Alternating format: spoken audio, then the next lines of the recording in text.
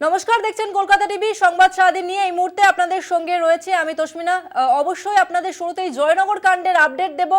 জয়নগর কাণ্ডে নাবালিকার দেহ এই মুহূর্তে কল্যাণী এইমসে পৌঁছে গিয়েছে। আবার একবার জানিয়ে রাখবো, জয়নগর কাণ্ডে নাবালিকার দেহ ময়না তদন্তের জন্য কল্যাণীতে পৌঁছে গিয়েছে। এই মুহূর্তে কল্যাণী এইমসে পৌঁছে গিয়েছে নাবালিকার দেহ। কলকাতা হাইকোর্টের নির্দেশ অনুযায়ী জয়নগরে মৃত শিশুর দেহের ময়না তদন্ত করা হবে কল্যাণী এইমসে এবং সেই মতো কাঁটাপুকুর মর্গ থেকে ওই নাবালিকার দেহ পৌঁছলো কল্যাণী এইমসে। আরও একবার জানিয়ে রাখবো, জয়নগর কাণ্ডের আপডেট। জয়নগরে এক নাবালিকাকে ধর্ষণ করে খুনের অভিযোগ ওঠে এবং কলকাতা হাইকোর্টের নির্দেশ অনুযায়ী জয়নগরের মৃত শিশুর দেহের ময়না তদন্ত করা হবে কল্যাণী এইমসে এবং সেই মতোই কাঁটাপুকুর মর্গ থেকে সেই দেহ এই মুহূর্তে কল্যাণী এইমসে পৌঁছে গেল। ময়না তদন্তের জন্য কাঁটাপুকুর মর্গ থেকে দেহ নিয়ে পৌঁছে গেল, মর্গ থেকে দেহ নিয়ে পৌঁছে গেল এই মুহূর্তে কল্যাণী এইমসে। কলকাতা হাইকোর্টের নির্দেশ অনুযায়ী জয়নগরে মৃত শিশুর দেহের ময়না তদন্ত করা হবে কল্যাণী এইমসে এবং সেই মতো আজ সকালেই কল্যাণী এইমসে পৌঁছে গেল ওই নাবালিকার দেহ।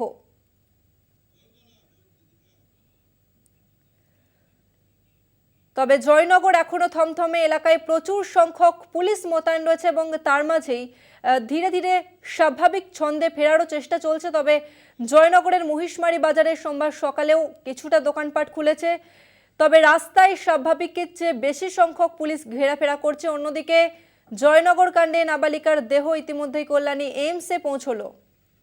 কাঁটাপুকুর মর্গ থেকে ওই নাবালিকার দেহ পৌঁছলো কল্যাণী এইমসে। হাইকোর্টের নির্দেশ অনুযায়ী জয়নগরে মৃত ওই নাবালিকার ময়না তদন্ত করা হবে কল্যাণী এইমস এবং সেই মতোই আজ সকালে দেহ পৌঁছলো কল্যাণী এইমসে।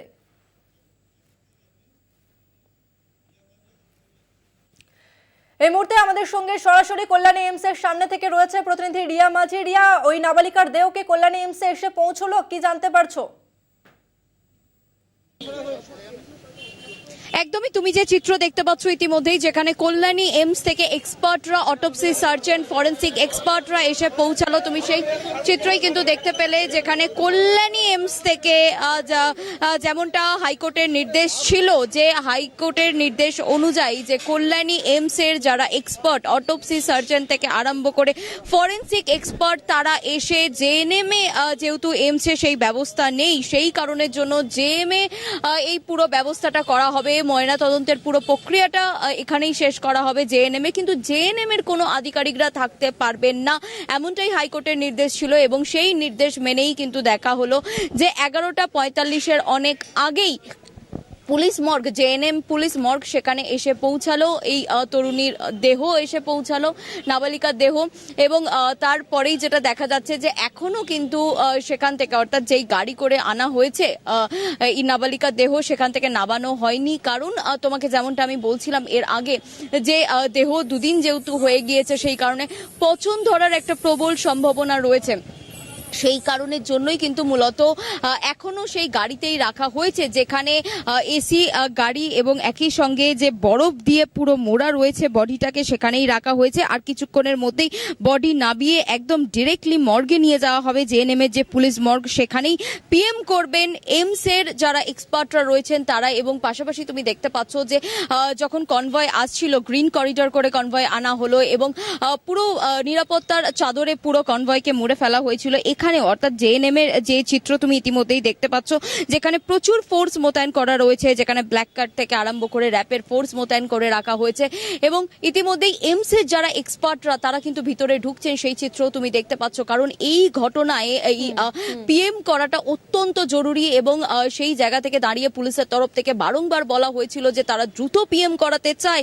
কারণ ইনকোয়েস্টে যে প্রথমে তারা যে কিডন্যাপিং এর যে সেকশন সেটা অ্যাড করেছিল এবং যখন তারা ইনকোয়েস্ট করে সেখানে দেখা যায় যে মার্ডার করা হয়েছে এই নাবালিকাকে, তারপরে সেই মার্ডারের সেকশন অ্যাড করা হয় এবং তারপরে কোর্টে যখন যায় সেখানে পুলিশকে প্রশ্নের মুখে পড়তে হয় যে কেন পক্সো অ্যাক্ট অ্যাড করা হয়নি। সেই জায়গা থেকে দাঁড়িয়ে পুলিশ বলে যে পিএম না হলে সেই বিষয়টা স্পষ্ট হবে না এবং সেই কারণের জন্যই পিএম এর জন্য অপেক্ষা করছে। এবং পিএম হওয়ার পরেই কিন্তু যে অভিযোগ উঠে আসছে যে তাকে প্রথমে রেপ করা হয়েছে, তারপর মার্ডার করা হয়েছে, এই বিষয়টা স্পষ্ট হবে এবং সেই কারণে কারণের জন্য পিএমটা অত্যন্ত জরুরি এবং সেই কারণে যেটা দেখা গেল কালকে হাইকোর্টের নির্দেশ এবং সেই নির্দেশ মেনেই আজকে 11:45-এর অনেক আগেই বডি নিয়ে আসা হলো এই জেএনএম এর যে পুলিশ মর্গ সেখানে। এবং কিছুক্ষণ আগে আমি যে চিত্র তোমাকে দেখালাম এই লাইভের মধ্যেই, যেখানে দেখা গেল যে এইমস এর আধিকারিকরা তারা এসে পৌঁছালেন, 2 থেকে 3 জনের আধিকারিক তারা এসে পৌঁছালেন, যেখানে ফরেন্সিক এক্সপার্ট থেকে আরম্ভ করে সেখানে থাকবে, সেখানে যারা অটোপসি সার্জন তারা থাকবেন এবং তারা এই পুরো বিষয়টা তদারকি করবেন যে এবং এই পিএম এর পরেই কিন্তু বোঝা যাবে, যে এই রিপোর্ট আসার পরেই বোঝা যাবে যে তরুণীকে শুধুই খুন করা হয়েছে নাকি ধর্ষণ করে খুন করা হয়েছে এবং ধর্ষণ একা করেছে নাকি সেখানে একাধিক জনের জড়িত আছে, সেই পুরো বিষয়টা স্পষ্ট হবে কিন্তু আফটার পিএম। এবং সেই কারণের জন্য এই পিএমটা অত্যন্ত জরুরি। তবে যেহেতু এটি একটি অন্যতম হাই প্রোফাইল কেস, সেই কারণের জন্য কোনো ফাঁকফোকর রাখতে চাইছে না, কারণ আগের দিন কাটাপুকুর মর্গে যে ধরনের ঘটনা ঘটে গিয়েছে সেই কারণের জন্যই আজকে এই কল্যাণীর এইমস ক্রস করে যে কল্যাণী জেএনএম যেখানে পুলিশ মর্গ, যেখানে ইতিমধ্যেই বডি আনা হয়েছে, সেখানে দেখা যাচ্ছে প্রচুর ফোর্স ইতিমধ্যেই, তুমি কিন্তু সেই চিত্রটাও দেখতে পেলে। রিয়া, তোমার কাছে এখানে আরো একটি বিষয় জানতে চাইবো, যেমনটা গতকাল হাইকোর্টের তরফ থেকে নির্দেশ দেওয়া হয়েছিল যে ময়না তদন্তের সময় পরিবারের লোকজন কেউ উপস্থিত থাকতে পারবেন, সেক্ষেত্রে ওই নাবালিকার পরিবারের লোকজন কি কেউ জেএনএম হাসপাতালে এই মুহূর্তে উপস্থিত রয়েছেন?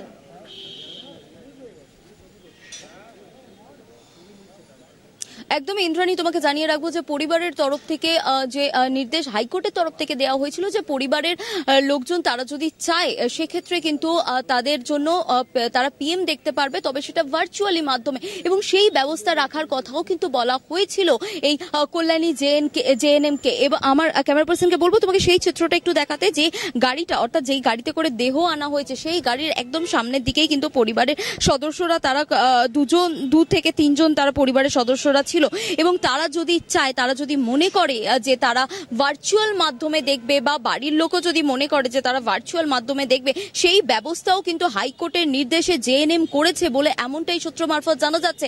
এবং যদি পরিবার চায় বা তাদের লয়াররা যদি মনে করে যে এই পিএম এর কি প্রসেসে হচ্ছে সেটা পুরোটা তারা তদারকি করবেন বা তারা দেখবেন, সেই বিষয়টাও কিন্তু তারা দেখতে পারেন। সেই ব্যবস্থা হাইকোর্ট যেমনটা নির্দেশ দিয়েছিল সেই নির্দেশও কিন্তু পালন করেছে জেএনএম বলে এমনটাই সূত্র মারফত জানা যাচ্ছে। এবং এই পিএম তোমাকে যেমনটা বলছিলাম যে অত্যন্ত জরুরি এই পিএম, কারণ এই যে ঘটনা ঘটে গিয়েছে আরজি করের পরে, এই ঘটনা সেটা কিন্তু আরো একবার নড়িয়ে দিয়েছে এবং এই ঘটনায় কিন্তু রাজ্য রাজনীতিও কিন্তু রীতিমতো উত্তপ্ত হয়ে উঠেছে। এবং আমরা যেভাবে দেখেছি যে কখনো কুলতলি, কখনো কাটাপুকুর, এবং আজকে যে আনা হয়েছে জেএনএমে, সেখানে যাতে কোনো রকম অপ্রীতিকর ঘটনা না ঘটে সেই কারণে বিশাল ফোর্স মোতায়েন করে রাখা হয়েছে। বারুইপুর পুরো ফোর্স দিয়ে ঘিরে রীতিমতো এই বডিকে নিয়ে এসেছে জেএনএমে। এবং এখানেই আর কিছুক্ষণের মধ্যেই পিএম শুরু হবে, যেখানে কল্যাণী এইমস এর এক্সপার্টরা থাকবে, তারা ইতিমধ্যেই ভিতরে ঢুকে গিয়েছে এবং বারুইপুরের এসিজিএম তিনি ম্যাজিস্ট্রেট হিসেবে তিনি এখানে থাকবেন, যেটা হাইকোর্ট গতকালকে নির্দেশ দিয়েছে। তবে আর কিছুক্ষণের মধ্যেই পিএম শুরু হবে বলে এমনটাই জানা যাচ্ছে।